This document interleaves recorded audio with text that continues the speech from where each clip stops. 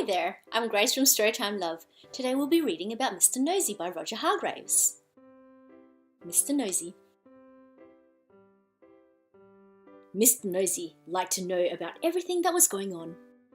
Was always poking his nose into other people's business.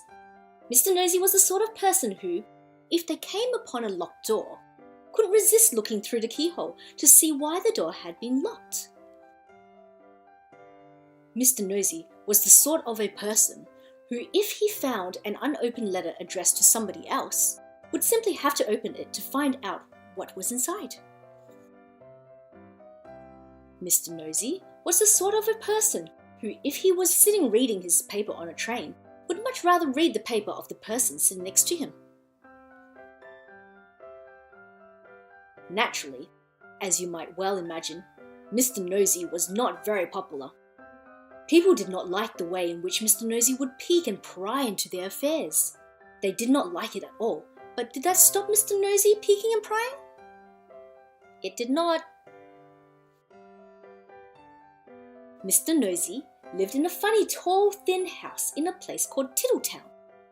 The people of Tiddletown decided that Mr. Nosey was becoming much too nosy, and so they held a meeting to discuss what to do about him. "We must find some way of stopping him being so nosy," said old Mr. Chips, the town carpenter. "That's right," said Mrs. Washer, who ran the Tiddletown laundry. "He needs to be taught a lesson."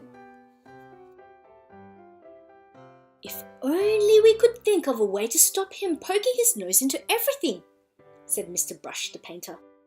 And then a small smile spread over his face. "Listen," he said, now grinning. "I have a plan." All his friends gathered round to listen to his plan. The following morning, Mr. Nosey was out walking along Tiddletown High Street when he heard somebody whistling behind one of the closed doors. "I wonder what's going on here," he thought to himself, and tiptoeing up to the door, he quietly opened it and peeked in. Splash! Went a very wet paintbrush right on the end of Mr. Nosey's nose, covering it with bright red paint. "Oh dear, I am sorry," said Mr. Brush, who was painting the inside of the door. Poor Mr. Nosey had to go straight home to try and remove the red paint, which was very difficult and rather painful. Mr. Brush chuckled to himself. The plan had begun. The following day, Mr. Nosey was walking past the laundry when he heard somebody laughing on the other side of the wall. "I wonder what's going on here," he thought to himself, and standing on tiptoe, he looked over the wall. Snap! Went a clothes peg right on the end of Mr. Nosey's nose. "Oh dear, I'm sorry," said Mrs. Washer, who was hanging up clothes on a washing line on the other side of the wall. Poor Mr. Nosey removed the clothes peg and went off down the street, feeling extremely sorry for himself and for his poor red nose. Mrs. Washer chuckled to herself. The plan was working. The next day, Mr. Nosey was going past a fence when he heard hammering.